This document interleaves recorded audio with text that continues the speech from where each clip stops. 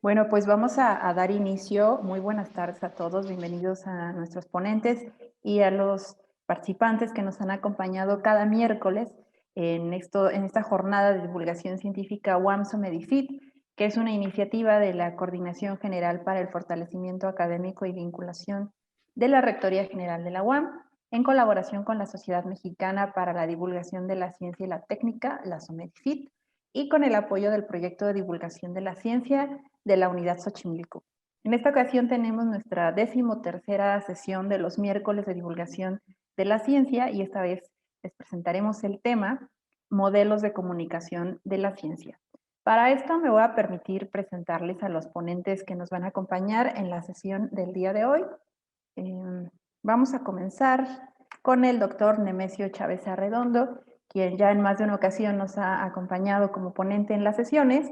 Él es licenciado en Biología y doctor en Ciencias Sociales y Humanidades por la UAM.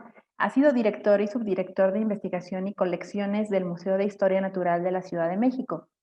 Ha impartido los cursos de Biología Molecular, Química General, Orígenes y Evolución de la Vida y Procesos de Evolución Orgánica en la UAM Unidad Iztapalapa. Profesor de Fotografía y Elaboración de Audiovisuales en la Universidad Pedagógica Nacional y profesor del Seminario Comunicación de la Ciencia en el Instituto de Neurología. Fue ganador del Premio Nacional de Divulgación de la Ciencia en el 2018.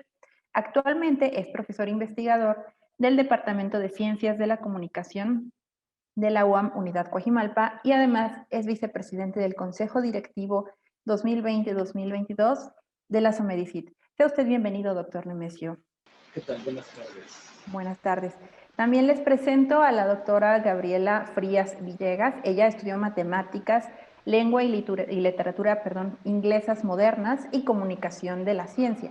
Además es doctora en filosofía de la ciencia por la UNAM. Ha publicado más de 70 artículos de comunicación de la ciencia y ha impartido un número similar de pláticas, además de varios capítulos de libros. Ha sido curadora de festivales de arte y ciencia como La Danza de las Neuronas, el ALEP, Las Fronteras de la Física y Ciencia, Ficción, Ciencia.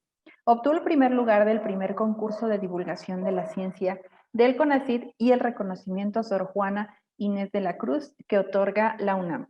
Sus intereses de investigación son los procesos de comunicación de la ciencia desde los institutos de investigación científica y los puntos de encuentro entre la ciencia, la literatura y el arte. Actualmente es comunicadora de la ciencia en el Instituto de Ciencias Nucleares de la UNAM. Bienvenida, doctora Frías. Muchas gracias, es un placer estar aquí con ustedes. Gracias. Y finalmente presento al doctor André Dorcé Ramos. Él es licenciado en Comunicación Social por la UAM Unidad Xochimilco y doctor en Estudios de Medios y Comunicación por el Goldsmiths College de la Universidad de Londres.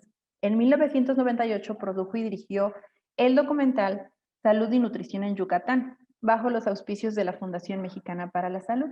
También trabajó como editor de noticias en halo.com. En 2007 diseñó y coordinó el primer proyecto de defensoría del televidente en México para el Canal 22, donde además fue nombrado defensor del televidente. Además, participó como coordinador del Núcleo de Comunicación en la conformación de la Unión Científicos Comprometidos con la Sociedad, UCCS. Ha sido profesor del posgrado en Políticas y Gestión Cultural y miembro del claustro de profesores del posgrado en Ciencias Antropológicas de la UAM Unidad Iztapalapa. Actualmente es profesor investigador del Departamento de Ciencias de la Comunicación de la UAM Unidad Coajimalpa. Bienvenido, doctor Dorcé. Muchas gracias, un gusto estar entre ustedes. Saludos, gracias por la invitación. Gracias a usted. Les platico la dinámica de la sesión. El día de hoy, cada ponente va a tener 15 minutos para su exposición de ideas, donde va a ser una exposición completamente libre en torno al tema.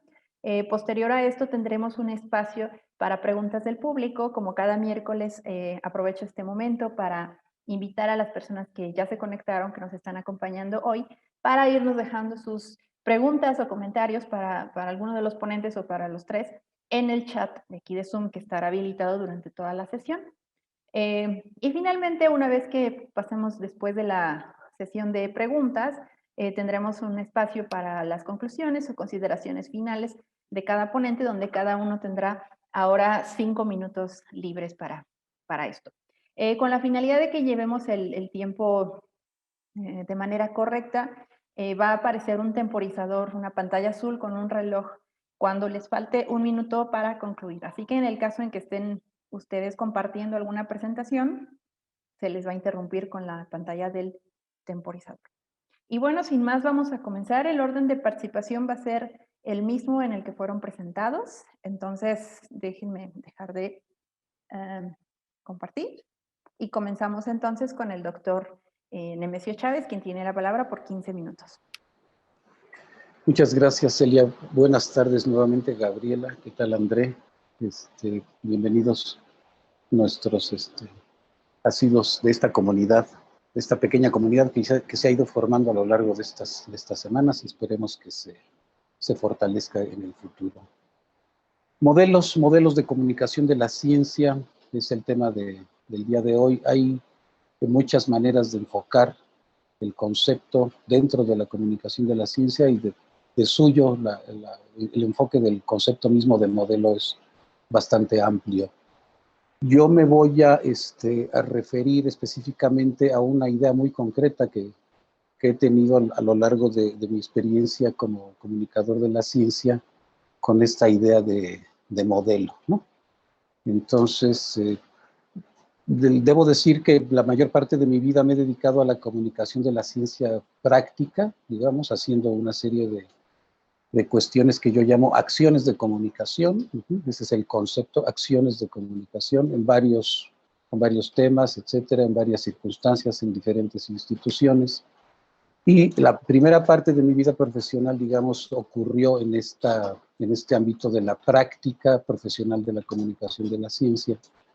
Y luego, ya en los últimos años, he tenido la oportunidad y la obligación de hacer una reflexión teórica, un análisis de esta misma práctica específicamente, ¿no? O sea, he estado haciendo un cierto tipo de actividades a lo largo de los años, y llegó un momento en que había que reflexionar teóricamente sobre el asunto, y en esto consistió un poco mi trabajo en el doctorado y mi tesis, etcétera, fue más o menos en lo que estuve trabajando, ¿no? Y esto partió del hecho de recopilar de alguna manera las diferentes formas, los diferentes momentos en que tuve que hacer acciones de comunicación. Les decía que el concepto es acciones de comunicación, porque hay muchas maneras de comunicarse, hay muchas circunstancias de comunicación, muchas necesidades específicas de comunicación, y entonces cada una de ellas es una acción de comunicación diferente. ¿A qué conclusión llegué yo en términos de poder ofrecer, de poder explicar un modelo que explicara eso que en la práctica había estado haciendo yo por muchos años, y que uniera, compendiara ese tipo de acciones diversas que hacía yo sintiendo que trabajaba en la comunicación de la ciencia? Y a raíz de eso generé un pequeño modelo que está inspirado en un viejo modelo también, y yo le hice algunos ajustes que pudieran explicar todas las veces en que yo había incurrido en la comunicación de la ciencia, digamos. Entonces, lo primero que tenemos que reconocer es que toda acción de comunicación, comunicación de la ciencia específicamente, para hacerse, no para analizarse, sino le estaría yo hablando en este momento a aquel que quiere comunicar, que quiere ser comunicador, que quiere hacer una acción de comunicación que genere un producto de comunicación. Le estoy hablando al comunicador, no le estoy hablando al comunicólogo, que es capaz de hacer el análisis de ese producto ya terminado, darle vuelta, revisarlo, etc. Me estoy refiriendo al acto previo, a la acción de construir. Vamos a construir un producto de comunicación en virtud de que estamos realizando una acción de comunicación. Y para que eso ocurra, tiene que haber una serie de elementos fundamentales. Si esos elementos fundamentales no están presentes previamente, entonces es probable que no funcione nuestra acción de comunicación, ¿no? ¿Cuáles son esos elementos fundamentales? Eso es algo bastante lógico. Para construir una acción de comunicación necesitamos qué vamos a comunicar, ¿no? ¿Qué es lo que nos interesa en términos de contenidos, carne? ¿No? ¿Qué es lo que queremos comunicar? ¿No? Esos son los temas, esos serían los temas. En el caso de la comunicación de la ciencia, son los temas de la ciencia y hay muchísimos temas, ¿no? Hay una enorme variedad y riqueza de temas. Perdón. Por una parte, ese es un elemento fundamental. Cualquier comunicador de ciencia, entonces, tiene que conocer, de alguna manera, el tema, y conocerlo a profundidad, y conocerlo a cierto nivel de cabalidad, porque solamente así va a poder trabajar sobre el tema con eso que llamamos capacidad de recreación, ¿sí? Que la comunicación de la ciencia tiene esa recreación. Entonces, punto número 1, conocer el tema. Hay que buscar la manera de conocer el tema. Un especialista en una ciencia dura, por definición, más o menos conoce su tema. Quien no conoce el tema, pues, tendrá que estudiarlo y profundizar en el tema, ¿no? Ahí no hay salida. Para poder comunicar algo bien dentro de este modelo, hay que tratar de conocer lo más profundamente posible el tema, ¿no?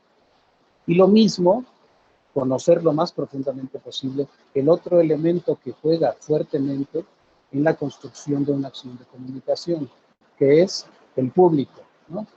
El público es absolutamente fundamental. Es probablemente no el punto de partida, digo, no es el tema el punto de partida de la acción de comunicación, sino más bien el público. El público es el que nos da la razón, el que nos establece la necesidad, el que comienza el diálogo para que nosotros decidamos hacer una acción de comunicación. Entonces, no hay públicos generales, no existen. Hay montones, miriadas de públicos especializados, ¿no? Entonces, además de conocer el tema a cabalidad, tenemos la obligación de conocer al público a cabalidad. También, dos cosas a conocer. Ya habíamos hablado de la interdisciplina, el conocimiento del tema y el conocimiento del público. Son conocimientos profundos y especializados ambos. Esos son los dos primeros elementos que tenemos que considerar con antelación para trabajar en nuestra acción de comunicación. El otro elemento, pues, es también bastante lógico. Es el medio por el cual vamos a ese tema, hacerlo llegar a ese público. Entonces, el medio, pues, ¿qué les digo? Puede ser cualquiera, ¿no? Estamos utilizando un medio, medios escritos, medios emergentes, medios confundieran. Ahorita ya medios para intentar comunicarnos, ahí están, sobran, ¿no? Formatos, géneros, medios, todo ahí está como entremezclado. El caso es que nosotros como comunicadores, teniendo con certeza el tema y el público, el medio nos es indispensable para que se vaya terminando de construir nuestra acción de comunicación. Y el último es algo un poquito más intangible, que es un propósito, una intención, un para qué. Tengo un tema que voy a comunicar a cierto público, con cierto medio, con tal intención. Y esa intención tiene que estar súper definida, tiene que estar lo más definida posible. Porque solamente teniendo un objetivo y un propósito perfectamente definido, a la larga podremos efectuar una evaluación en tanto veamos el impacto real que tenga esta acción comunicativa. Esos 4 elementos son absolutamente fundamentales. Si no los tiene claro, los tiene claros con antelación un comunicador, la cosa no le va a funcionar. Es muy probable que su acción, que va a terminar siendo un objeto, no termine de funcionar.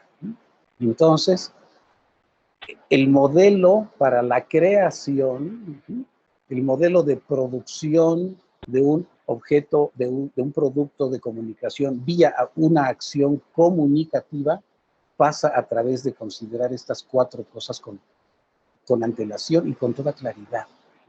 Si no conocemos bien el tema, si no conocemos bien el público, si no manejamos bien nuestro medio y si no tenemos clara una intención, nuestro esfuerzo se puede desbarrancar.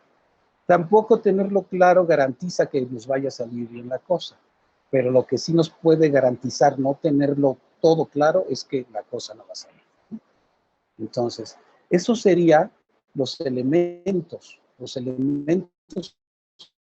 fundamentales para un modelo de producción, un modelo de producción de objetos de comunicación. Entonces, ese es un modelo de comunicación de ciencia, ¿no?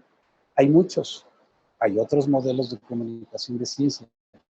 Yo me quedo en este, porque es el modelo que me explica un poco mi trabajo, y que engloba todas las acciones que estuve haciendo a lo largo de mi vida y que puedo compendiar en una reflexión teórica de este tamaño. ¿Dónde comenzó toda esta historia de pensar en modelar mi propio trabajo? Pues bueno, puedo contar una anécdota que forma parte incluso de una de mis experiencias más increíbles en términos de comunicación y ciencia, ¿no? No sé si ya la haya contado en esta circunstancia, pero la cuento con cierta frecuencia, ¿no?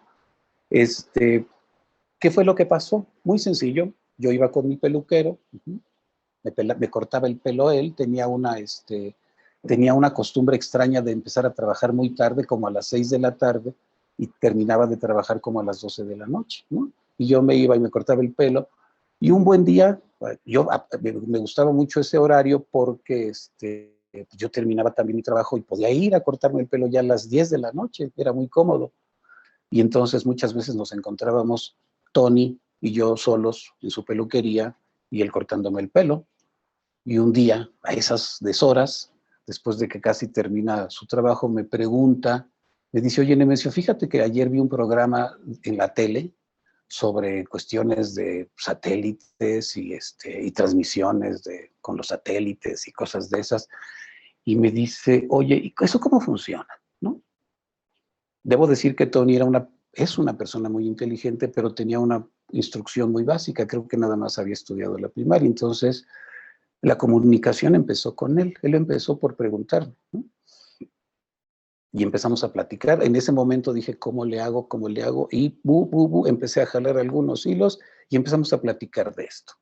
Y por supuesto le hablé de la fuerza de la gravedad y de la tecnología de lanzaderas de cohetes y de las órbitas geoestacionarias, etcétera. Todo esto le empecé a hablar de una manera muy gradual. Se empezó a interesar y la siguiente vez que fui hablamos de otra cosa y la siguiente vez que fui el discurso se fue haciendo cada vez más largo y más complejo. Un buen día, de plano, me dice, oye, Nemesio, ¿sabes qué? Yo ya no sé si agradecerte o reclamarte, porque desde aquella vez que te pregunté sobre los satélites y todo, y me empezaste, dice, yo ya no soy la misma persona, ¿no? ¿Cómo? Y me dice, sí, yo ya no pienso igual. Yo ya voy en el metro y voy viendo a las demás personas y me pregunto si piensan parecido a lo que pienso yo, si cómo piensan. Y yo dije, uy. Y bueno, ya para no hacerles el cuento largo, en una siguiente ocasión llegó con un pequeño cuaderno. ¿Se acuerdan que les dije que él había estudiado la primaria y entonces tenía una letra muy grande y no era una letra linda? Y entonces en un pequeño cuadernito había empezado a escribir y me dice, fíjate que ya estoy empezando a escribir las cosas que estoy pensando, ¿no? Y eso a mí, por una parte me llenó de orgullo, pero por otra parte me destrozó el corazón porque me pregunté, ¿y ahora cómo hago para que esta persona vuelva a recuperar la calma espiritual, ¿no? Después de que se destapó por ese lado, ¿no? Esta anécdota que les cuento es para mí uno de mis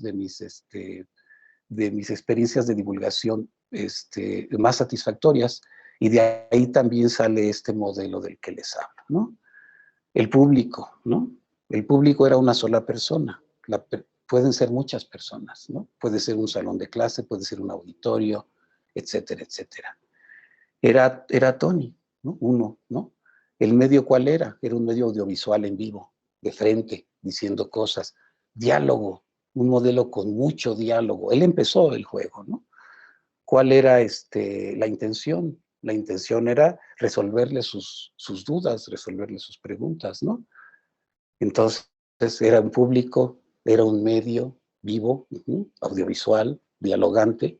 La intención era atenderle sus broncas. ¿Y la temática cuál fue? Pues se amplió. Empezó siendo preguntas sobre el espacio y la gravedad, y nos seguimos hablando de N y N cosas hasta que pues ya seguramente en algún momento tuvo insomnio de ponerse a pensar eso y de a ver cuándo le regresa la calma al alma. Gracias.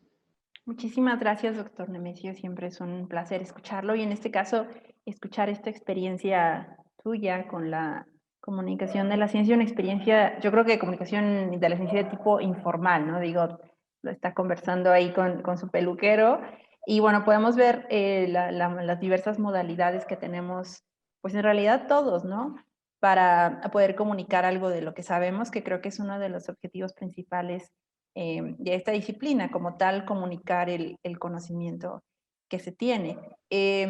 Como siempre, doctor, siempre muy atinado sus comentarios. En este caso mencionó la parte de una acción de comunicación de la ciencia, que no sé si ya se había tocado antes. Y bueno, el cumplir con estos, no sé si llamarle parámetros o características o requisitos para poder comunicar ciencia, que en este caso pues que el comunicador sepa de lo que habla, sepa del tema en cuestión, conocer al público, tener un medio, que por cierto a lo largo de estas sesiones pues hemos visto diversos medios para comunicar la ciencia, ¿no? Hemos visto en la literatura, el cine, la televisión, radio, libros, por supuesto, museos.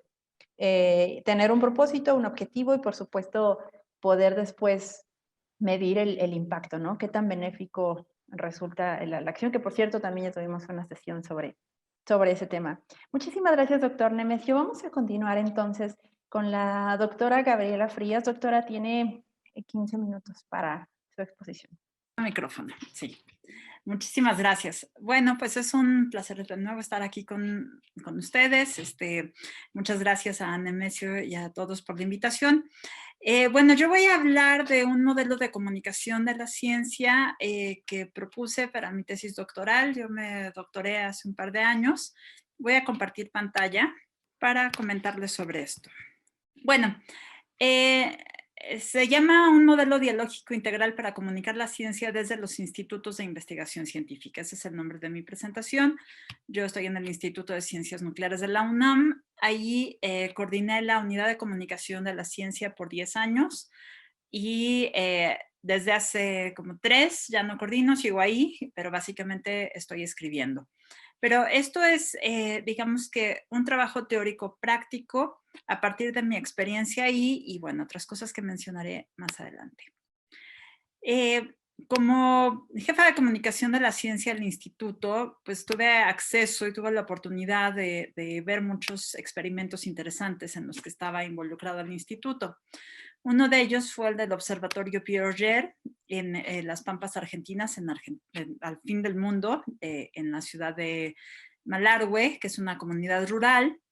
Y ustedes pueden ver que aquí hay unos tanques en el observatorio que sirven para detectar rayos cósmicos ultraenergéticos. Los rayos cósmicos no se pueden ver, vienen de los eventos más extremos del universo. Estos tanques estaban colocados a lo largo de un territorio enorme, como de toda un área como la de la Ciudad de México, y estaban instalados en la tierra de los pobladores locales, que eran básicamente gauchos y gente que se dedicaba al comercio local. Y la gente del lugar no sabía para qué eran esos tanques. Yo fui ahí a trabajar, a investigar el proyecto, pero cuando empecé a investigar a la gente de la comunidad rural, empecé a preguntarles qué era el proyecto. Me decían que no sabían, algunos tenían miedo porque pensaban que los tanques servían para atraer cosas malas, radiación, etcétera, etcétera. Entonces esa fue una experiencia bastante fuerte para mí en Argentina. Y otra experiencia similar fue la que tuve con las visitas que hice varias veces al Observatorio Hawk, que está aquí en el Parque Nacional Pico de Orizaba. entre el volcán Pico de Orizaba y no me acuerdo cómo se llama el otro, son 2 volcanes, y también son tanques que sirven para detectar rayos cósmicos y rayos gamma que vienen del espacio. Un momento impactante para mí, yo seguí toda la construcción de este observatorio porque el instituto estaba muy involucrado. Hay que subir, es bastante alto, está cerca del telescopio milimétrico. Y un momento impactante fue la inauguración de dicho observatorio. El observatorio se hizo gracias a la mano de obra de una localidad cercana que se llamaba Atzitzintla. Está muy cerquita y todos los trabajadores pues, se dedicaron un buen tiempo a construir los tanques, a preparar comida para los investigadores, etcétera, etcétera. Pero a la hora de la inauguración, que fue muy bonita, muy impactante, estaba la crème de la física en México. No había un solo poblador ahí como invitado, ni siquiera el presidente municipal, ninguna autoridad del pueblo, pero sí estaban presentes como meseros, como choferes, etcétera. Entonces, cuando uno le preguntaba a la gente de la localidad que para qué era eso, decían, ay, es que el gobierno acaba de inaugurar esos tanques para guardar agua para las sequías, porque estos tanques funcionan con agua, lo cual era absolutamente falso. Entonces, había ahí alguna cosa muy complicada de falta de información en la localidad, y entonces ahí yo me empecé a preguntar pues cuál era el papel de los centros, institutos, experimentos de investigación científica con las gentes de las localidades, y no solamente en casos de comunidades rurales, sino incluso en las ciudades grandes o en diferentes tipos de ámbitos. Entonces, pues reflexioné sobre esto en una tesis titulada Ideología, Cultura, Ciencia, Comunicación, Comunicación de la Ciencia desde los Institutos de Investigación Científica.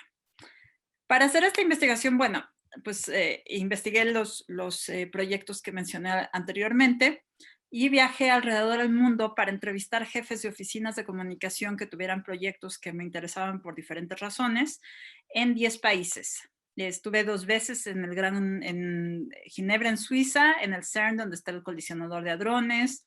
Fui a la NASA, fui a Argentina, estuve en Canadá, en Brasil, anduve por todos lados investigando cómo hacían la comunicación de la ciencia, y también entrevisté a los jefes de las oficinas de comunicación de la ciencia, de los institutos de astronomía, física, y bueno, yo estaba en ciencias nucleares, para ver cómo planteaban sus proyectos de comunicación de la ciencia. Para la investigación teórica de la tesis, bueno, mi tesis era en filosofía de la ciencia, entonces hice un análisis teórico desde la filosofía, la sociología y la historia de la ciencia a partir de la investigación empírica. Dicha investigación teórica está basada en los trabajos de Leon Olivet, de Jürgen Habermas, de Ana María Sánchez Mora, de Bourdieu, entre varios otros. Y a partir de los resultados de dicho análisis propuse un modelo dialógico integral de comunicación de la ciencia para los institutos. Algunas problemáticas de la comunicación de la ciencia desde los institutos de investigación científica es que en esto se crean oficinas de comunicación para publicitar el trabajo de los investigadores, pero rara vez se piensa en la gente que va a recibir el mensaje, sino simplemente se quiere obtener una serie de cosas pues muy en el modelo de déficit. Se espera que los científicos sin entrenamiento en comunicación de la ciencia participen en las acciones comunicativas. Los participantes a los que se invita a entrar a estas acciones provienen de comunidades muy diversas. Pueden ser niñas jóvenes, miembros de comunidades rurales, artistas, etcétera, etcétera, etcétera. Todos los que llegan al instituto. Algunas problemáticas de los encuentros entre científicos y personas ajenas de la comunidad es, pues, esto que ya ha comentado Karina Cortázar de la desconfianza autoinfringida. Esto es decir, van al instituto, les cuentan algo y dicen, no, yo no lo entiendo porque soy muy, muy tonta, lo cual no es cierto. Siempre es un mal comunicador, no un mal receptor. Hay prejuicios de ambos lados, por ejemplo, prejuicios de la manera en que es un científico, esta persona medio loca, con bata blanca, etcétera, pero también del otro lado, los científicos muchas veces dicen, no, es que esta gente no es suficientemente lista para entenderme, entre muchas otras cosas. Entonces hay representaciones equívocas de ambos lados, hay lenguajes inconmensurables porque los científicos pues hablan con el lenguaje de la ciencia, el lenguaje especializado, y el resto de la gente que no ha sido entrenada en este edificio no lo entiende. los participantes son de mundos diferentes, de hecho, como dice Kuhn, o sea, tienen contextos diferentes, historias diferentes, idiomas diferentes. No me refiero a idiomas simplemente español, inglés, sino matemáticas y español, etcétera. Hay una jerarquización artificial de saberes. Cuando uno entra a un instituto de ciencia, todos piensan que la ciencia es lo más importante de todo. Y aunque la ciencia es crucial para muchas cosas, pues hay muchos saberes importantes también. Nemesio ya comentó la falacia del público general, que no hay tal, y hay diferencias en los valores de los participantes. Entonces, el modelo normativo que yo propuse en este modelo, los miembros de las unidades de comunicación de la ciencia funcionan como mediadores entre los científicos y las comunidades que se acercan a las acciones comunicativas. Es un modelo normativo para pues, tener alguna guía de cómo actuar en ciertos momentos. En una primera fase, son 3, los miembros de la unidad de comunicación de la ciencia impulsan la creación de centros o esferas públicas de comunicación. Este es un término de Habermas. Las esferas de comunicación pues, son simplemente espacios seguros para llevar diálogos libres. Es decir, todos pueden opinar, todos pueden protestar, todos tienen el mismo derecho, científicos o gente de otras comunidades. En las esferas hay una comunicación sin restricciones y sin dominación, es decir, otra vez, no se considera en este modelo que los científicos son más importantes que cualquier otro miembro de la acción comunicativa, ni que los divulgadores, ni que la gente que se acerca. Aquellos actores que acepten la invitación a participar en las acciones comunicativas escogerán un tema de discusión o aceptarán uno propuesto por los comunicadores de la ciencia. El concepto de hospitalidad es fundamental. Y esto fue algo que estuve trabajando mucho con esta idea de abrir el instituto para que la gente pudiera entrar y se sintiera bienvenida. Eso, por supuesto, ahorita no se puede hacer. Bueno, en esta parte, en la segunda fase, el encuentro dialógico se da en el contexto del mundo de la vida, que es otro concepto de Habermas. El mundo de la vida comprende la cultura, la sociedad, la personalidad, todas las facetas en diferentes niveles de la gente. Por ejemplo, en la parte de la cultura quiere decir los códigos de conducta similares entre grupos culturales. En este modelo se reconoce el multiculturalismo. Es decir, se reconoce que hay muchas culturas científicas, no solo una. Hay un estudio muy interesante de las culturas de física de Luis Reyes Galindo, que detectó al menos 8 culturas diferentes en términos de códigos, de lenguajes inconmensurables, de rituales, en la física nada más. Y bueno, no digamos entre la gente de fuera que se acerca a las acciones comunicativas. En términos de mediación, los comunicadores de la ciencia recrearán el conocimiento científico, pues con las técnicas que ya conocemos en distintos medios, para hacerlo accesible y agradable para los miembros de las comunidades ajenas a la ciencia. Los comunicadores de la ciencia aprenderán sobre las comunidades externas a los institutos y le proporcionarán el contexto a los científicos. Es decir, los comunicadores de la ciencia aprenden sobre todos y les dan contexto a ambas partes. En la tercera fase se impulsará un diálogo en el que todos los participantes actúan comunicativamente y aprenden sobre los marcos conceptuales de los demás.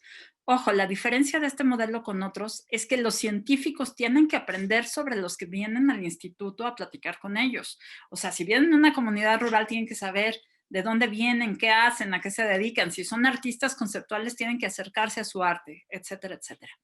En el proceso, alguien abrirá una secuencia de interacción orientada al entendimiento que apele prácticamente a la perspectiva de validez transsubjetiva. Básicamente a esto me refiero con que tienen que entrar en la fase de entendimiento, que quiere decir escuchar al otro, no necesariamente estar de acuerdo con él, pero ver su punto de vista. Ese es el concepto de entendimiento de Habermas. No se necesita un consenso global, sino simplemente escuchar al otro. Y algunos de los resultados que se esperan al usar el modelo dialógico integral es que todos los participantes aprenderán sobre los conocimientos, los valores, las acciones rituales del interlocutor, científicos y gente de otras comunidades. También aprenderán sobre los valores, las acciones, los rituales, todo. En particular, los participantes en las acciones comunicativas que pertenezcan a una comunidad externa a la comunidad científica obtendrán información y conocimiento sobre algún tema de la tecnociencia que sea parte de este diálogo. Todos los participantes atravesarán por una transformación epistémica, axiológica y lingüística, es decir, se transformarán cuando aprendan del otro, aprendan sobre sus valores, sobre sus lenguajes, etcétera, etcétera. Esto es algo que hemos hecho muchas veces en la práctica y modificarán sus marcos conceptuales. Se espera un proceso de apropiación de la ciencia entre aquellos que no sean científicos, donde el pensamiento crítico juega un papel fundamental. También se espera un cambio en las prácticas relacionadas con la ciencia y la tecnología entre aquellos que no pertenezcan a la comunidad científica. Pero ojo, también hay cambios muy fuertes entre los científicos. Y bueno, alrededor de, basándome en este modelo, propuse una nueva definición de comunicación de la ciencia. Yo tomaba antes la definición de Ana María Sánchez Mora de divulgación, digamos que esa es la definición previa para mí. Y esta es la nueva que yo propuse en mi tesis, que dice: la comunicación de la ciencia es una labor profesional e interdisciplinaria cuyo objetivo es impulsar acciones comunicativas horizontales, donde no hay jerarquías entre los científicos y el resto de la gente, entre los miembros de las comunidades científicas y distintos grupos culturales para llegar a un entendimiento y generar una transformación en los marcos conceptuales de los participantes y una apropiación de los conocimientos tecnocientíficos. Y bueno, algunas conclusiones ya para terminar. Yo creo que es crucial que un instituto de investigación científica tenga una oficina de comunicación de la ciencia donde haya profesionales en el área que funcionen como mediadores en las acciones comunicativas. Doctora, ya no la escuchamos. Sigue conectada, pero ya no la escuchamos, creo. Pues creo que se desconectó, seguramente tuvo algún conflicto porque sigue conectada y su micrófono está encendido, pero no está respondiendo. Bueno, si no, creo que entonces podríamos pasar con el siguiente ponente y si acaso le habrá faltado algo a la doctora, podríamos continuar en las conclusiones. Doctor Nemesio, ¿iba a comentar algo? No, todo en orden, todo bien. Ok, me apareció aquí activo. No. Bueno, vamos a esperar entonces a que la doctora se conecte nuevamente. Mientras vamos a continuar entonces a darle paso a la participación del doctor Dorcé, si le parece bien, doctor. Ahí no se escucha, doctor. ¿Ahí se oye? Sí. Ahí estamos ya. Me encantaría poder esperar un poco más a la doctora Gabriela, si es posible. Sí, por lo que veo se desconectó, ya no me aparece aquí en la lista de participantes.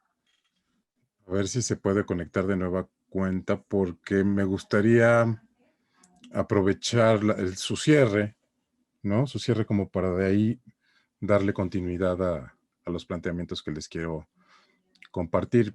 Aunque entiendo que sí, bueno, tal vez sí. Ahí está Gabriela, qué bueno que ya llegó. ¿Su micrófono, doctora Gabriela? A ver, creo sí. ¿Sí me escuchan? Sí, doctora. ¿Termino de volada? O... Sí, si quiere, Sí, por favor. quiere terminar, por supuesto. Ok, gracias, perdón. Sí, no se preocupe. Que la tecnología, a veces. Sí, a veces sucede, no se preocupe. Ok, perfecto.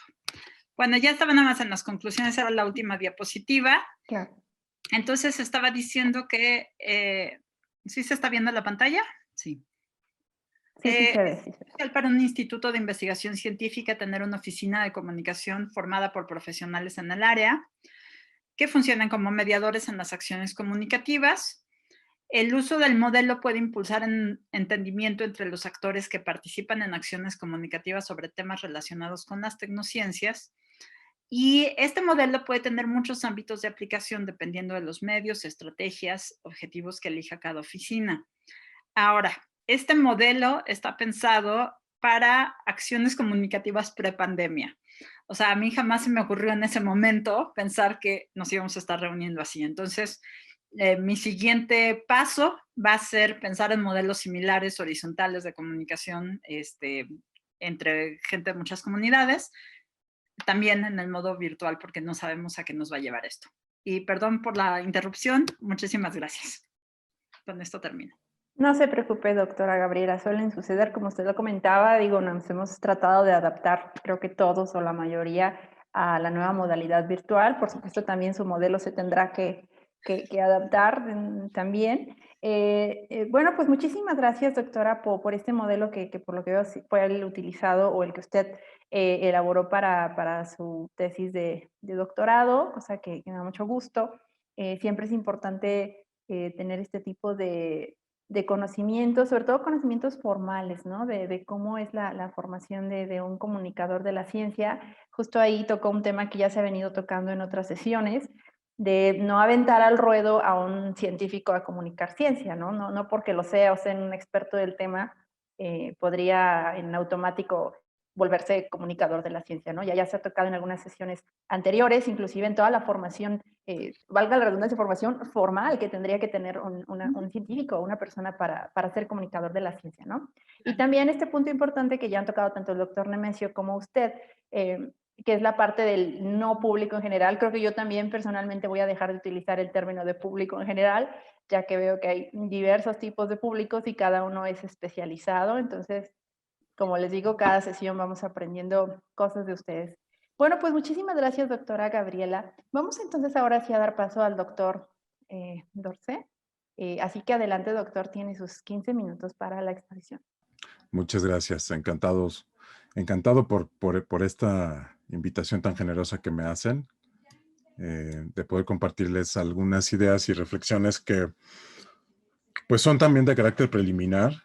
Quiero especialmente agradecerle a Gabriela por esta riquísima experiencia de ofrecernos, bueno, y a Nemesio también, por supuesto, pero con Nemesio tengo ya más contacto y conozco más su trabajo, el cual admiro y respeto, pero es la primera vez que directamente escucho a Gabriela y me encuentro súper estimulante el trabajo y el ejercicio de organización, interpretación, intervención en el ámbito de la comunicación de la ciencia. Me parece muy productivo el esquema y el modelo que manejas, Gabriela, y gracias por eso, porque quería justo escuchar tus palabras finales en esta primera intervención, porque, y bueno, y además, ahora que regresas después de que se fue la señal de internet, o que se interrumpió la señal de internet, me dio todavía más pauta a un punto que quiero,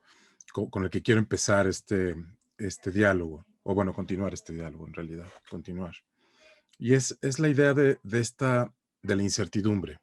La incertidumbre como una fuerza, como un campo de organización, ¿no? Un campo de organización de la vida.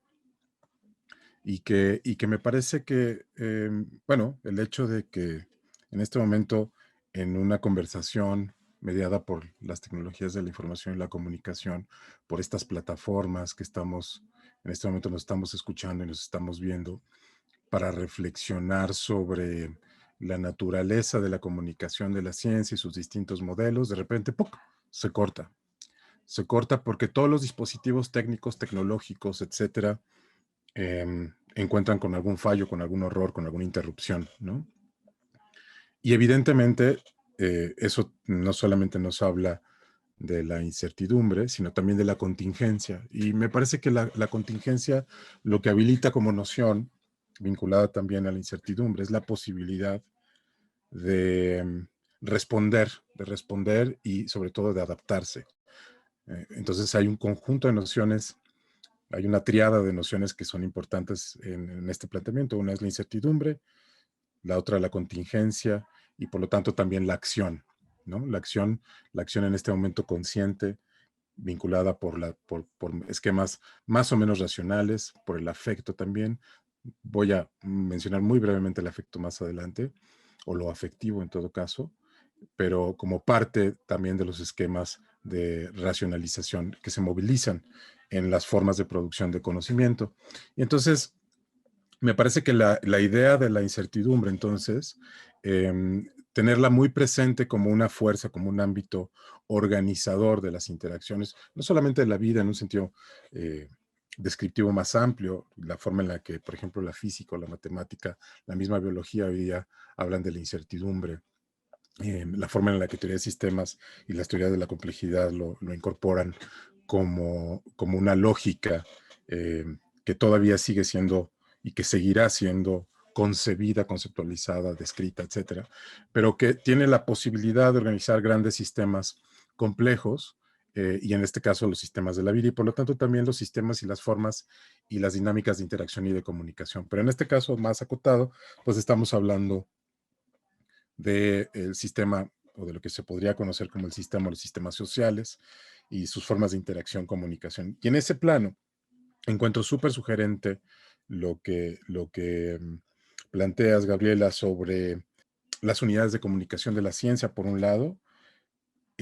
Rescato lo que plantea Nemesio sobre la acción comunicativa, sus vínculos, digamos, por un lado, filosóficos que arrastran el trabajo, en particular de Habermas, el despliegue de la idea de que dentro de este sistema social existen esferas o espacios, acotaciones, en donde grupos de actores, personas, individuos, agentes, actores, como se les quiera llamar, son partícipes de producción de experiencias vitales, de producción de interacción y comunicación, y por supuesto producción, evidentemente, de prácticas específicas de producción de conocimiento y saberes, ¿no? Y en ese esquema estaría la ciencia, en uno de esos planos importantes. Y por eso aprovecho la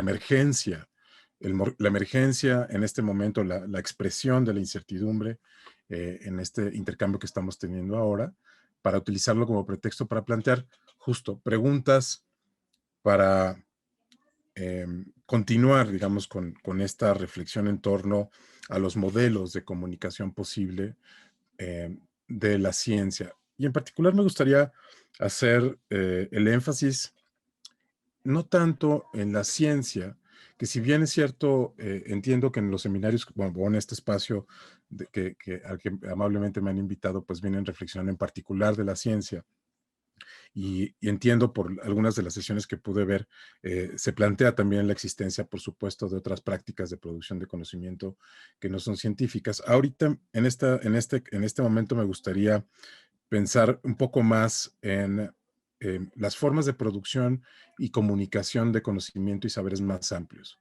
Porque la ciencia y eso creo que lo tenemos bastante claro, como un ámbito más o menos especializado de la producción del saber, no es solamente lo que hacen las científicas y los científicos, ¿no?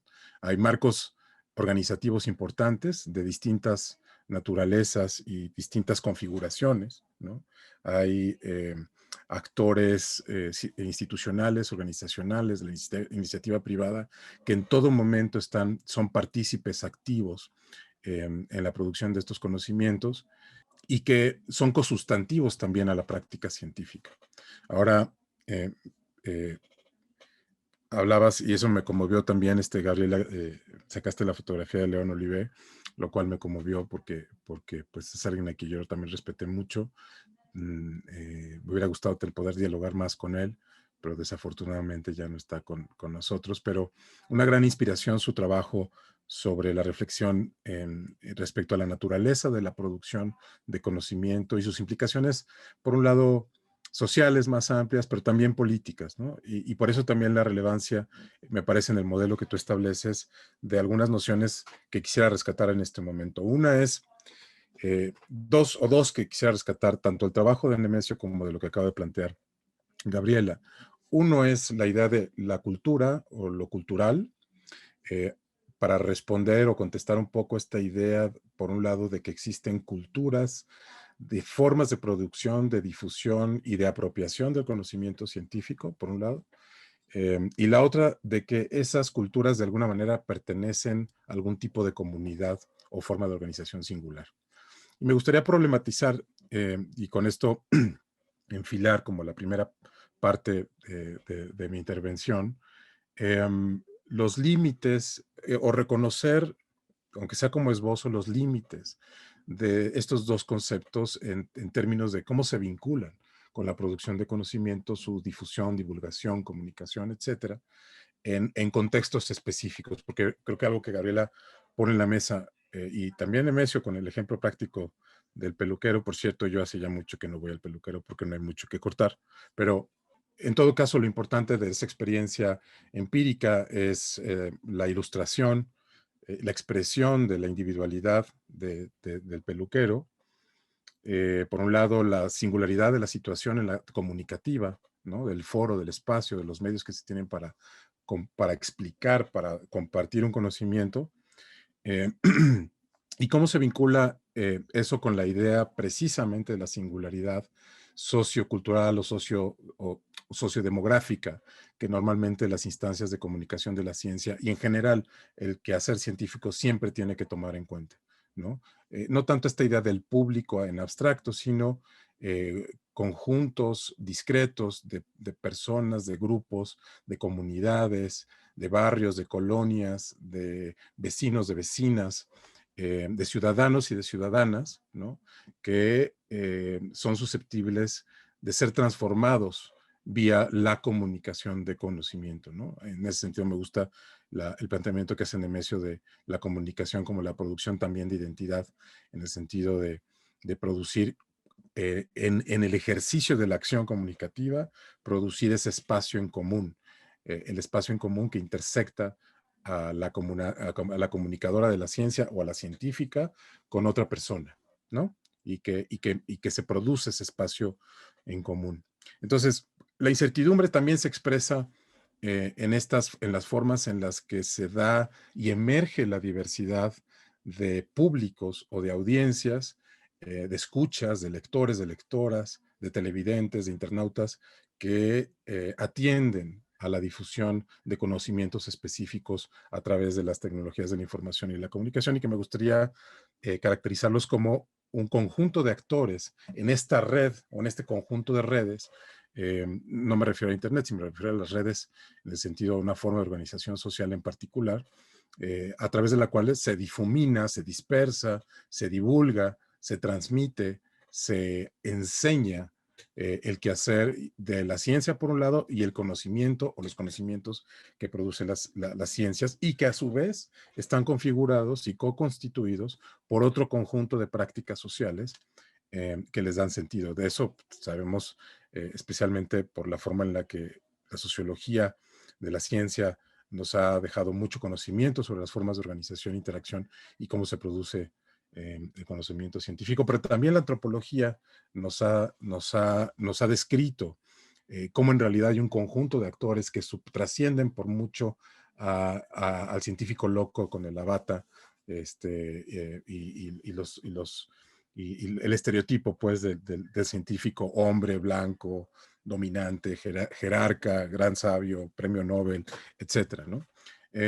Entonces, esto para poner como en lógica sistémica el problema de la divulgación, no del quehacer científico, sino de conocimientos específicos para grupos y personas específicas que están formadas en su experiencia vital por la incertidumbre y la contingencia, y que ven en sus distintos arreglos y formas de acceso a esos conocimientos la expresión de muchas identidades. Y por eso, digamos, la dinámica normativa del modelo de Gabriela me parece muy interesante, porque es una dinámica normativa abierta a la contingencia. Es decir, a la contingencia que se presenta frente a las identidades múltiples, diversas, de los públicos, de los ciudadanos, ciudadanas, que concebimos todas nosotras y nosotros que debemos formar a través de la comunicación de la ciencia. Y el contexto, y qué mejor contexto para explicarlo que esta contingencia epidemiológica, ¿no? O sea, que nos tiene en las cuerdas en muchos sentidos, que ha producido mucho dolor, mucha muerte, mucho desconcierto, y que al mismo tiempo pone de manifiesto un montón de cosas que estaban presentes, que no son invención o que no emergen solamente por la presencia de la pandemia, pero que sí se hacen más visibles.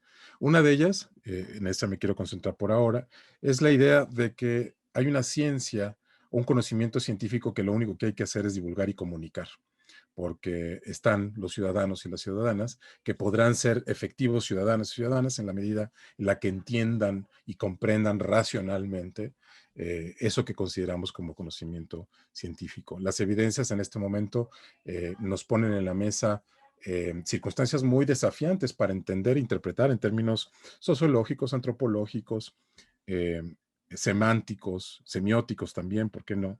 Psicológicos, que ponen de manifiesto las muchas contingencias en las situaciones de recepción del conocimiento científico, ¿no? Se necesita, como bien dice Gabriel Nimesio, por supuesto, una pedagogía general para la transmisión de conocimiento y didácticas concretas que sean capaces de adaptarse a circunstancias y a grupos específicos en circunstancias adecuadas, contando siempre, siempre, siempre en cuenta todas estas situaciones o conjuntos situacionales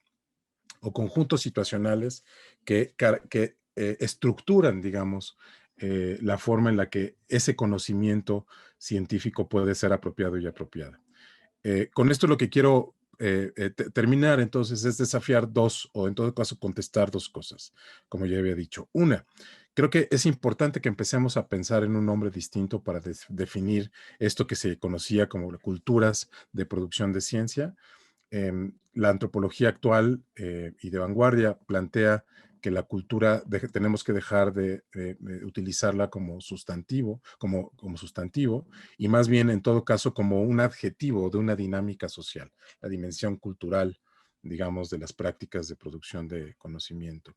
Y la otra es que efectivamente habría que cuestionar también cómo y desde dónde entendemos y describimos lo que nosotros ahora llamamos comunidades de producción de conocimiento científico. ¿Por qué? Porque, digamos, la comunidad o la descripción de las comunidades implican prácticas específicas que todavía no hemos documentado específicamente, sobre todo si lo vemos desde la antropología, que no necesariamente son susceptibles para hacer analogías en relación a los grupos, institucionales o no, que producen conocimiento científico. Gracias, doctor Dorsey. Muchas gracias por su intervención. De hecho, usted ya me ha ayudado un poco a concentrar lo que se charló también con los ponentes anteriores. Le agradezco también porque nos dio también como una síntesis, ¿no? Y mencionó una palabra que como usted nos comenta, pues ahorita nos está trayendo pues bastantes posibilidades de transformación, ¿no? Que es como tal la incertidumbre en la que hemos estado viviendo día con día desde hace cerca de un año. Y bueno, yo creo que podríamos encontrar en estas actividades y acciones de comunicación de la ciencia, pues también un medio apropiado, ¿no? Para poder comunicar los conocimientos de manera correcta, de manera adecuada, como usted lo menciona, de manera que se comprenda racionalmente, ¿no? De que las personas en general, o bueno, quedamos que ya no en general, puedan comprender racionalmente el conocimiento científico. Por supuesto que las circunstancias que estamos viendo sí son bastante desafiantes, pero bueno, esperemos que esto pueda tomarse como una oportunidad, ¿no? Para también ir descubriendo nuevas aportaciones, nuevos caminos, nuevas formas de producir y de difundir el conocimiento. Muchísimas gracias, doctor Dorsey. Y bueno, pues vamos a pasar a contestar las preguntas del público si es que las hay. Ahorita estoy viendo una pregunta aquí. Por supuesto que invitamos a las personas que están conectadas para dejar algún comentario o pregunta sobre el tema que se trató en la sesión de hoy que estamos tratando. Bueno, para empezar, antes de ir pasando con las siguientes preguntas, tenemos una primera pregunta de parte de nuestro compañero Eduardo Villa, y él nos habla, bueno, les voy a leer lo que él nos comenta. Dice, muy interesante el modelo que comentó la doctora Gabriela, pero ¿cómo será posible dejar de lado esos prejuicios que tienen, tanto de los científicos como de los diferentes públicos, para transitar hacia esa zona de entendimiento mutuo? Bueno, Pues, doctora. es difícil dejarlos completamente, desde luego. Son cosas muy arraigadas, pero aquí es donde yo planteo la labor de los comunicadores de la ciencia, de las oficinas como mediadores. Voy a platicar sobre un caso en específico. Un grupo que también menciono en mi tesis de doctorado. Un grupo de artistas contemporáneos que hacían arte conceptual querían hacer una exposición sobre la gravedad, una exposición de arte contemporáneo conceptual. Se acercaron a mí me interesa mucho el tema del arte contemporáneo, por muchas razones, pero sobre todo en sus contactos con la ciencia. Y entonces querían que un científico experto en gravitación les explicara el tema. Entonces el director del instituto de ese momento, Miguel Alcubierre, aceptó darles varios seminarios, no solo uno, sobre este tema. Y después esto se hizo con la condición de que él también, o sea, se negoció todo esto para que él fuera a su vez, y otros científicos que participaron en este proyecto y comunicadores de la ciencia, a ver las exposiciones y el trabajo de los artistas contemporáneos. Y ellos también dieron seminarios, hicimos muchas reuniones conjuntas, algunas informales, otras formales, de modo que empezamos a conocernos unos a los otros. Y se daban situaciones muy interesantes, están documentadas. Esto fue un proceso como de un año donde realmente sí se hizo la exposición. De hecho, la exposición, la creación de la exposición consistió en que el grupo de artistas y el científico se subieron un avión y volaron para simular gravedad cero en un avión en Rusia.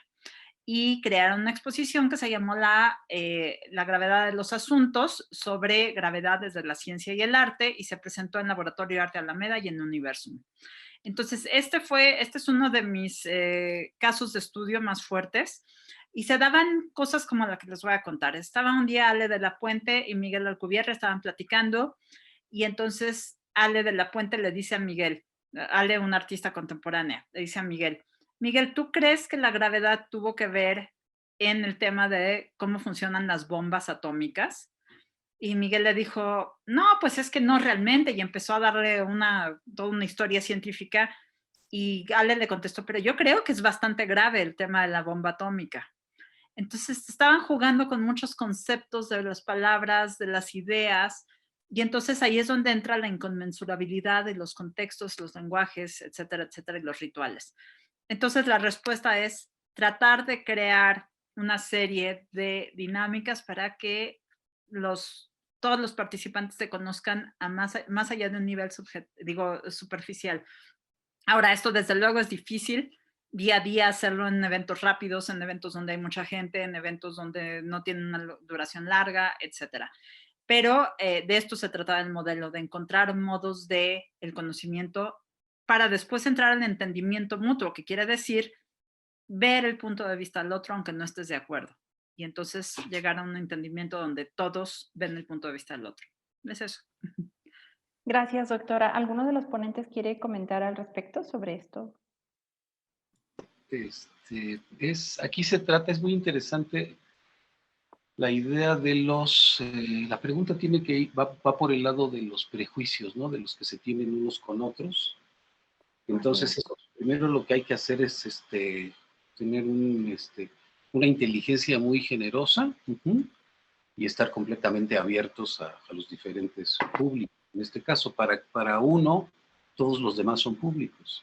Y eso quiere decir que uno debe ser muy generoso para tener atención, para entender, o sea, y a la parte más fina de entender al otro. Finalmente, ese es como el extremo de todo esto, ¿no? Entonces, pues esos prejuicios de entrada y enciclopédicamente deberían estar desechados teóricamente. O sea, decirle a cualquier persona que si va a comunicarse o va a entrar en una acción de comunicación o lo que sea, pues tiene que tener una consideración con el otro que lleve como a un sentimiento de igualdad, ¿no? Entonces es una posición un poquito idealista, pero esos tendrían que ser así, desechados los prejuicios. O sea, si vamos a traer a alguien con el prejuicio, vamos a quitárselo mejor, ¿no? De alguna manera, el modelo que presenta Gabriela es súper interesante porque trabaja es ese modelo de mediación donde se trabaja a un público. Por un lado, yo lo vería como eso, ¿no? Al público que va a ir al instituto, y por otra parte al público que son los investigadores científicos, que de alguna manera tienen que aprender a soltar para que esos extremos se toquen vía el trabajo de la intermediación. Es otro esquema de comunicación donde de un público pasa al comunicador, que le llama mediador. Es una comunicación más compleja, muy interesante en ese sentido el modelo, pero lo que tiene que tener es como decirle a unos y a otros, pues vamos a jugar todos como en lo mismo, ¿no? Idealmente. ¿Qué es lo que tiene que hacer el mediador, el comunicador? Pues hacer ese trabajo, ¿no? Fino, ajustar, está modulando, está modulando. Finalmente, el comunicador lo que hace es modular todos los elementos que tiene para comunicar y propiciar que se junten en el mismo sitio, por decirlo de alguna manera. ¿Qué se tiene que juntar ahí? Pues el saber de un especialista que sí tiene ganas, pero que no es tan ducho, pero que le puede explicar a esta persona para que ésta la interprete de tal manera, y es todo un trabajo, un camino de comunicación muy peculiar, ¿no? A mí esta experiencia que acaba de relatar Gaby también, pues me recuerda algo que en términos de contacto con los diferentes niveles de público hicimos hace muchos años en el Museo de Historia Natural, con una pieza de arte increíble que se llamó el Códice Cerámico de la Evolución, que era un mural de cerámica de alta temperatura de 27 metros de largo por 3 metros de alto, construido en piezas de 30 centímetros, hechas desde que se hicieron los lodos y toda la técnica artística del trabajo de cerámica de alta temperatura. Pero también hicimos el trabajo al mismo tiempo de enterar a los niños, que hicieron los diseños finales de todo eso, de qué era la teoría de la evolución, por ejemplo, y de cuál era la historia de la vida en la Tierra, ¿no? Entonces hubo que hacer un intercambio de todos estos saberes para que después de los años se generara una pieza de estas dimensiones, ¿no? Donde se explica desde el origen del planeta hasta el futuro de la humanidad en términos de evolución. Y es una pieza hecha por niños que a final de cuentas es una joya artística, ¿no?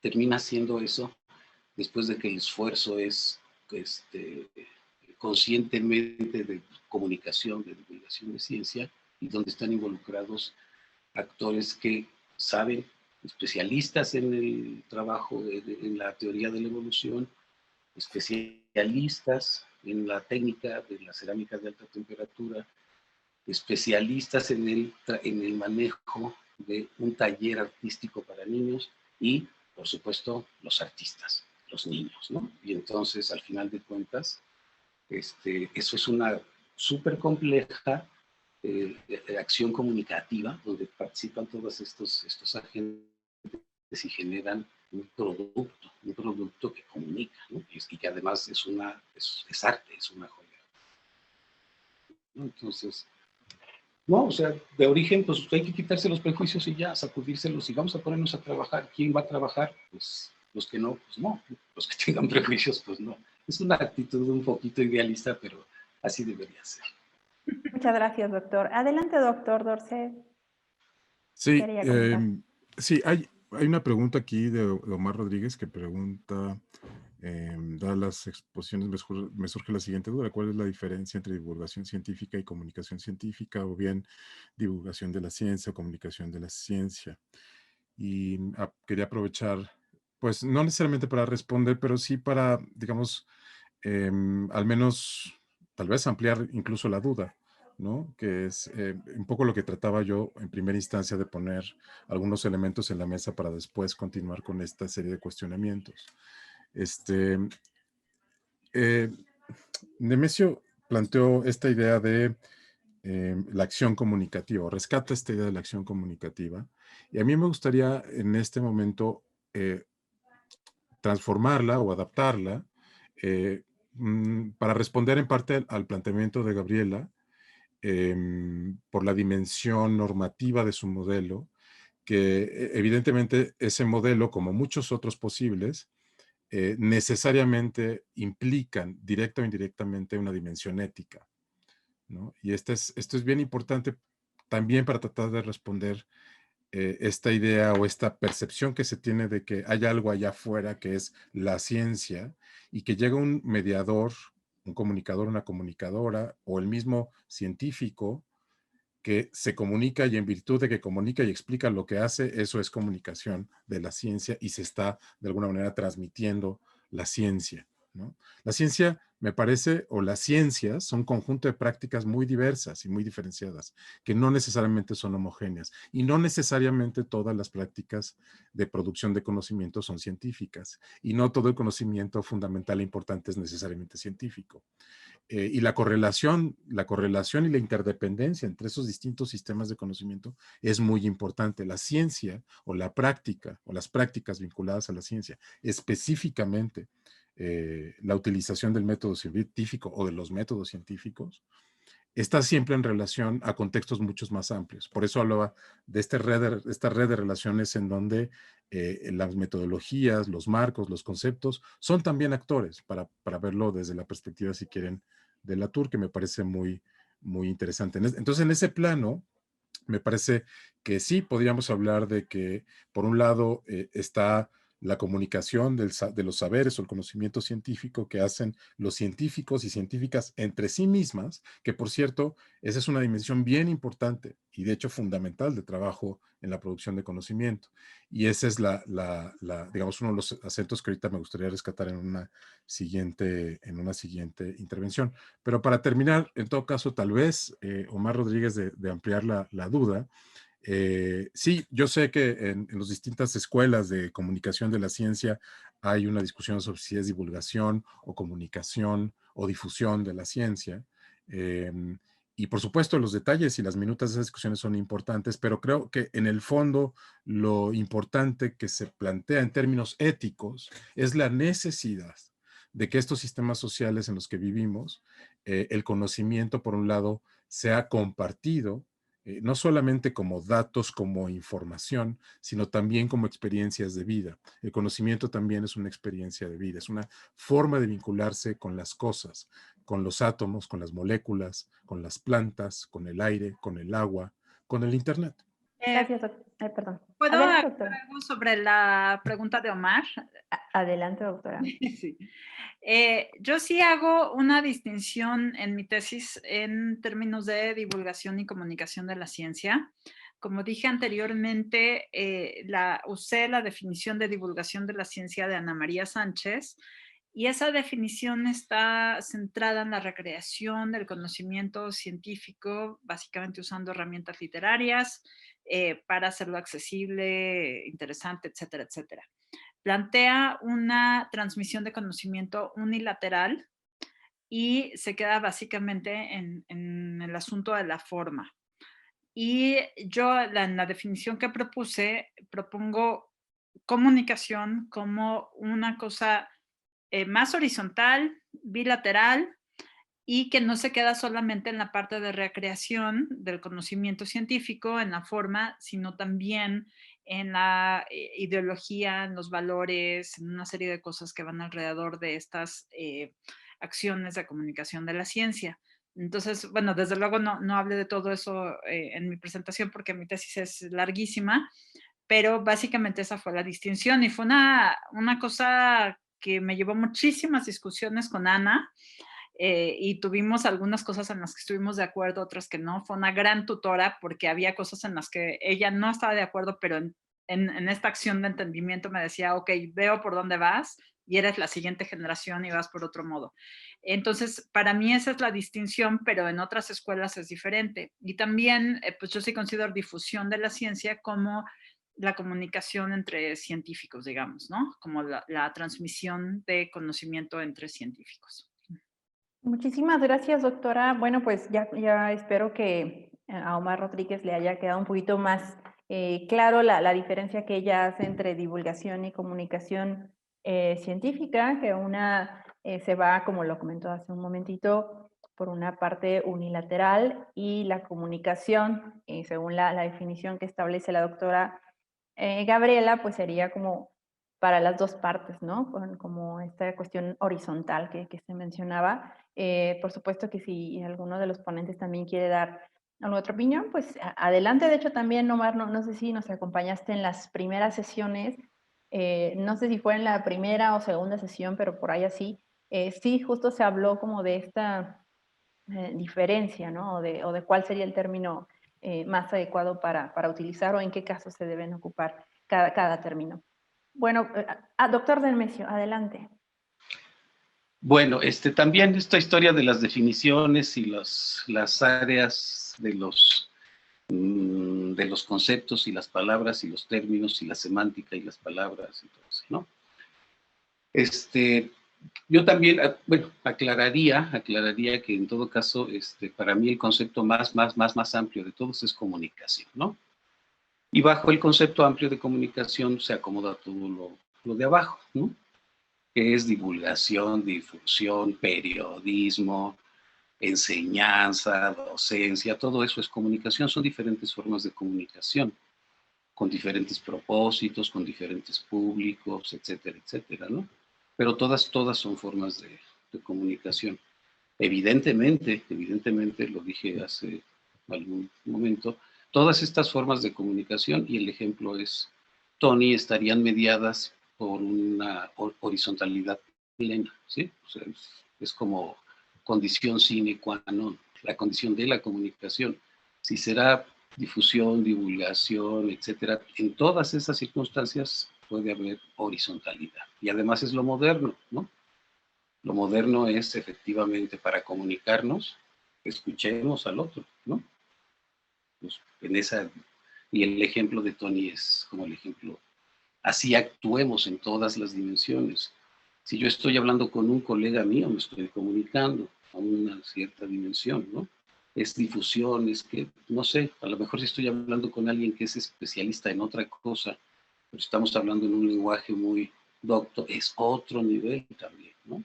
Si estoy en mi salón de clases con mis alumnos, también es dialógico, y hay un montón de diálogos, si no, estamos perdidos. Y en cualquier circunstancia. En cada una de esas circunstancias es público, pero en todas esas es comunicación. Yo ¿qué hago cuando doy clases en mis cursos de comunicación, a mis alumnos de comunicación? Pues hago algo todo el tiempo que se llama divulgación. ¿Por qué? Porque saco ejemplos de la naturaleza todo el tiempo. Y para hacérselos entender, para hablarles del tiempo, de las especies o de lo que sea, hago divulgación en las clases, ¿no? Y mi público de divulgación es ese. Y entonces esa divulgación que es, pues es comunicación, ¿no? O sea, tengo que hacerla bien, tengo que comunicar bien y cumplir con todos los requisitos de una buena comunicación para que cualquiera de esos esfuerzos funcione, ¿no? Mucha discusión entre que si es, la difusión es entre los colegas de la misma área disciplinaria, pues sí, se están comunicando también, se están comunicando tete a tete, una densidad de conocimiento distinta, etcétera.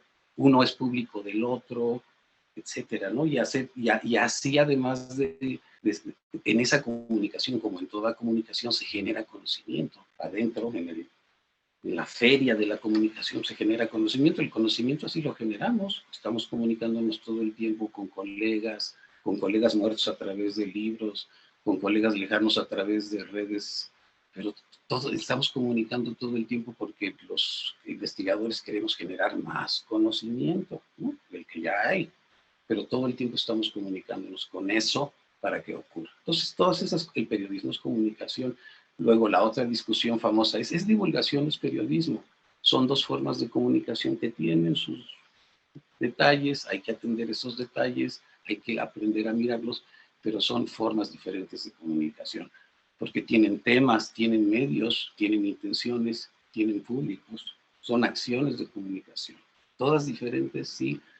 ¿Qué nos exige la comunicación? En este sentido, pues una potencia comunicativa bárbara, porque hay que atender muchas cosas diferentes, ¿no?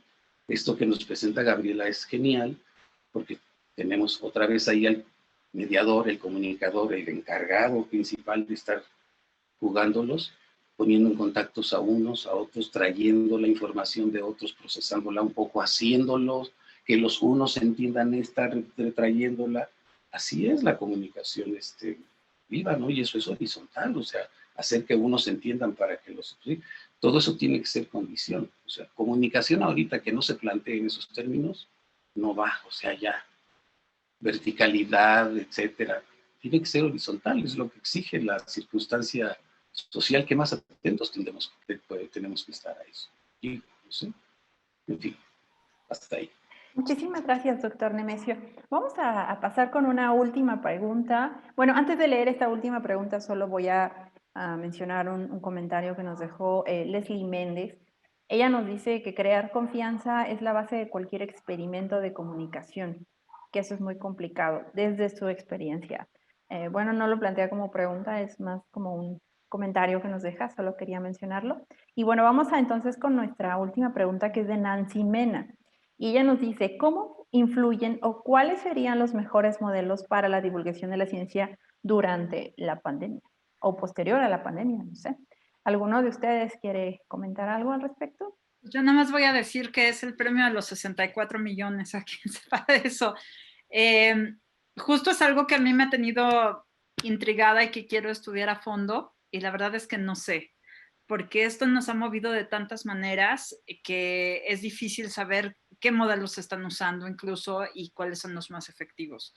Y para quiénes, porque de pronto han surgido algunos comunicadores de la ciencia como Javier Santoalla se llama, es divulgador de la física, o gente muy joven que hace casi videoclips y cosas muy complicadas que tienen mucho éxito, o está la gente que da pláticas por Zoom, o está la gente que graba diferentes cosas. Entonces, la respuesta es no sé, pero estoy intrigada y eso es justo lo que quiero investigar ahora. Muchísimas gracias, doctora Gabriela. Doctor Dorce quería comentar. Sí, sí, de acuerdo. Creo que no hay... la provocación de invitarlas o invitarnos a pensar sobre el problema de la incertidumbre es para pensar la comunicación de la ciencia desde la incertidumbre, como un concepto que tiene implicaciones epistémicas, por supuesto, y tiene implicaciones, tal vez las más importantes, son las éticas. Algo que puso de manifiesto esta pandemia, como decía hace rato, son los límites de los sistemas de producción de conocimiento científico, no solamente para comunicar la ciencia, el trabajo de la ciencia, y explicar, por ejemplo, qué es un coronavirus y cuál es la singularidad del SARS-CoV-2. Ese es un desafío singular y que puede ser respondido, como dice Nemesio, en muchos formatos y en muchas modalidades. Y me parece que en principio, si tuviéramos que hablar de un posible modelo adecuado, tendría que ser un modelo en principio inclusivo de la diversidad de formatos, lógicas, estéticas, ¿sí? E incluso conceptos. Entonces, ese para empezar. El segundo es que no hay una fórmula absoluta que te pueda dar justamente certidumbre y certeza sobre cómo las personas, los ciudadanos y las ciudadanas, no el público, ciudadanos y ciudadanas, porque aquí la idea del público es, insisto, demasiado abstracta. Es hablar como de la sociedad en abstracto. Cuando hablamos de ciudadanos y ciudadanas, estamos hablando de personas que están en un proceso de formación muy específico para adoptar decisiones responsables en función de conocimiento existente y el entendimiento de ese conocimiento. Es decir, el ejercicio también de ese conocimiento. Lo que puso de manifiesto esta crisis social a nivel global es la limitación sistémica por momentos de los sistemas de producción de conocimiento para, llamémosle, divulgar, comunicar, informar sobre lo que está pasando, por un lado, pero no solamente la incapacidad por momentos o las limitaciones institucionales, políticas, normativas con las que se tiene para poder operar efectivamente, sino también la realidad de contextos sociales diversificados y muy contrastantes en términos de los capitales culturales que se movilizan para interpretar la información y el conocimiento sobre una crisis de este tipo. Pero lo más importante que quería poner en la mesa es que hay un límite a la certeza que puede producir la práctica de conocimiento científico sobre este virus y los que vienen. Hay un límite.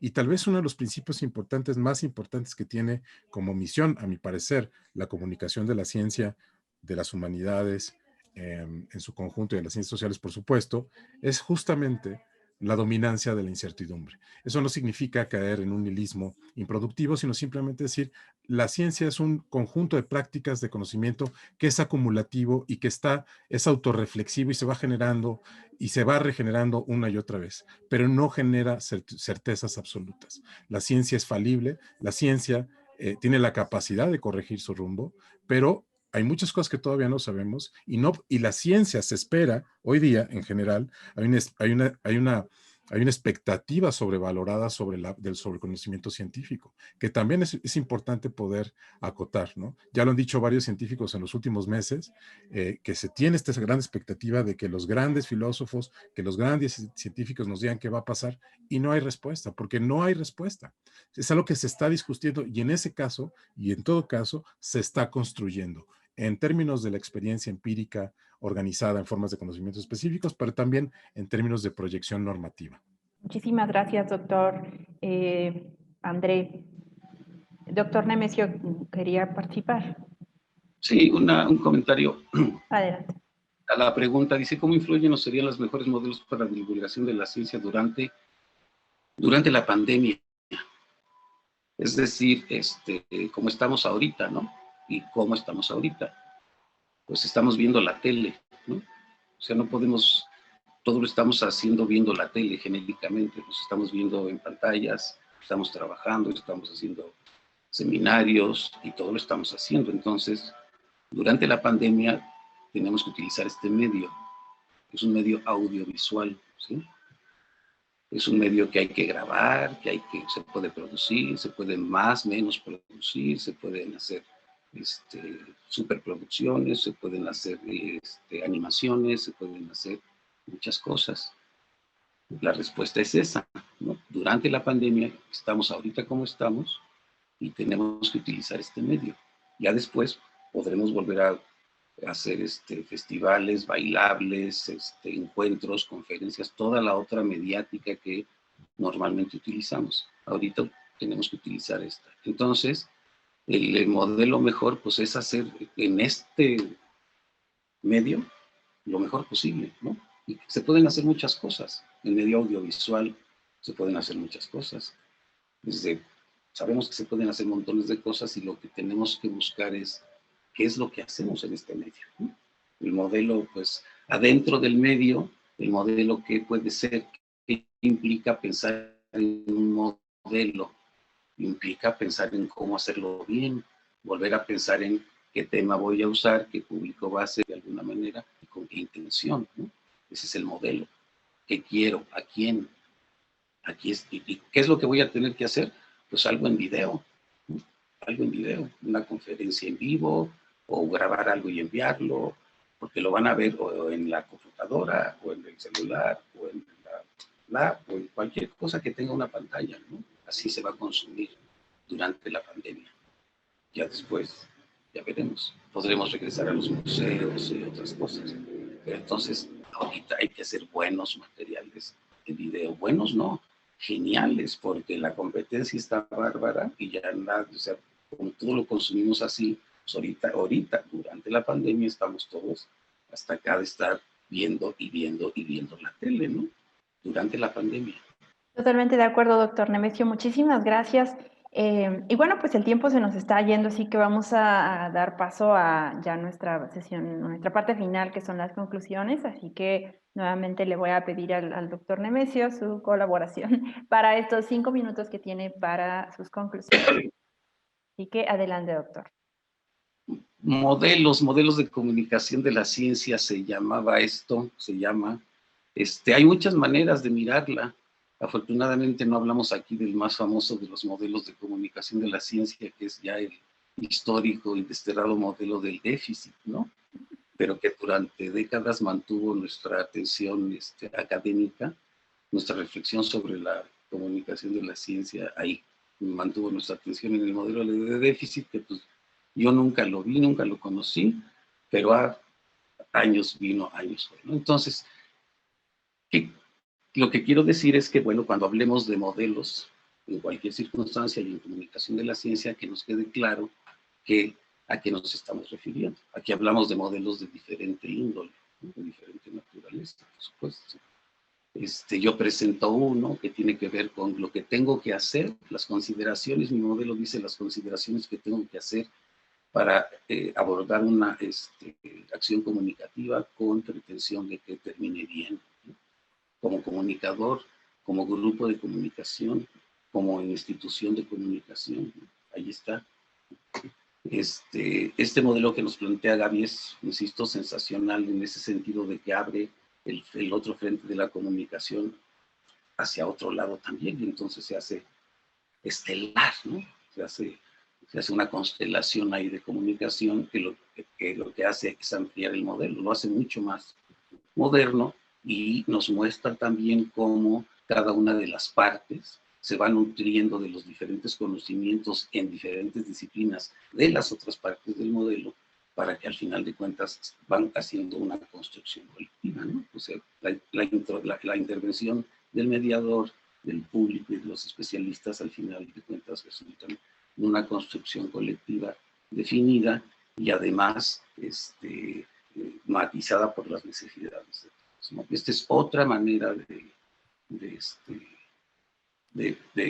mirar un modelo, ¿no? En comunicación de la ciencia, el de déficit, el mío, el que plantea Gaby, y luego si le preguntan por ahí a cualquiera, pues bueno, el modelo para la comunicación ambiental, ¿no? Entonces a veces desde las disciplinas hablan de diferentes modelos, ¿no?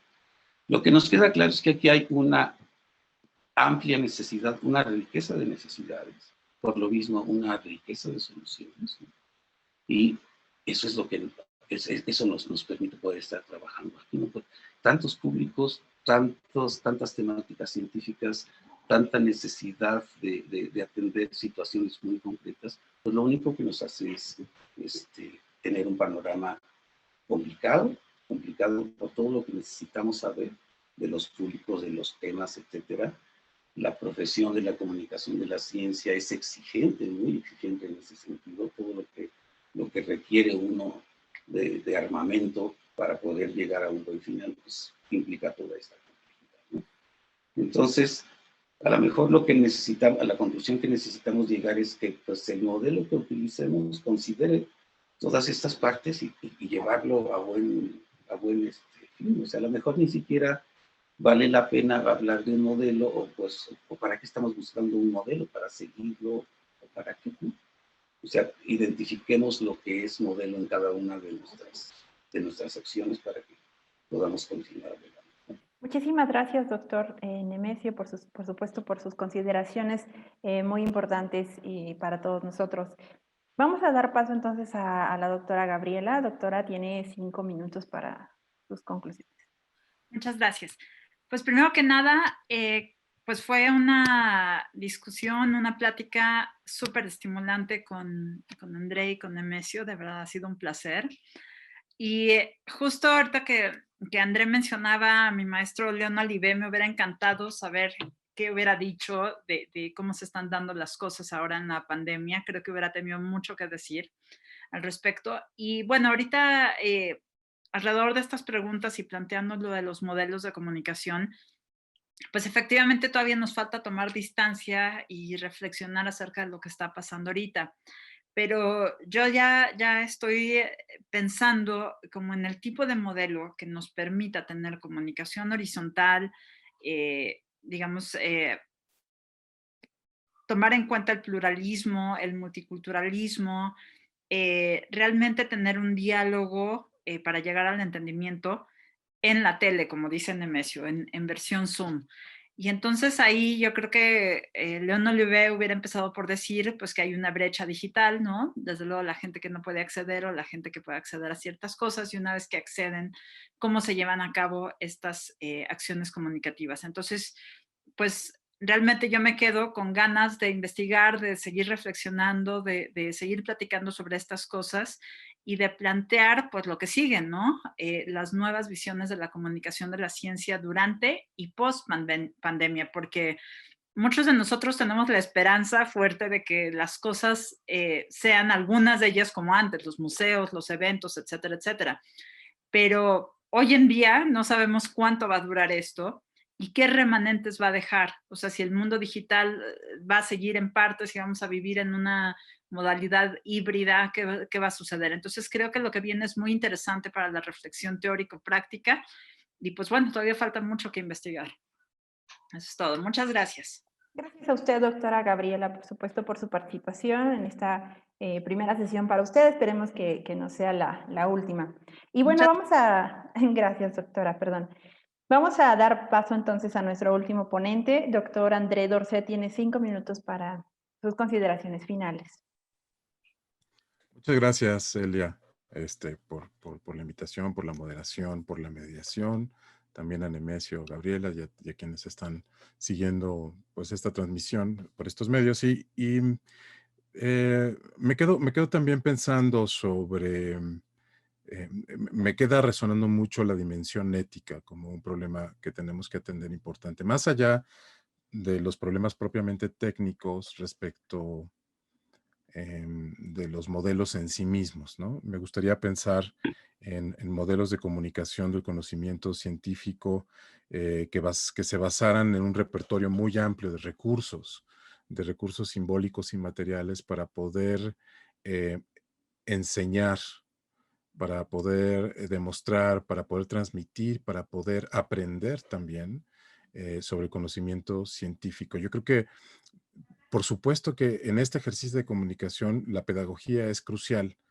Me parece que no es accesoria y cualquiera de estos modelos necesita necesariamente tener una perspectiva pedagógica. No importa el perfil de la comunicadora o comunicador, no importa si es un científico o no es un científico, necesariamente es indispensable tener nociones de pedagogía y por supuesto de didáctica. Y ya no se diga los recursos comunicativos específicos de la concreción y de la singularidad de los formatos, de los géneros, de los estilos. Y por eso también los y las comunicadoras de la ciencia tienen que tener una formación muy importante en humanidades y en artes. O sea, es fundamental. La parte filosófica es imprescindible, fundamental, más allá de las técnicas propiamente comunicativas, que son importantes.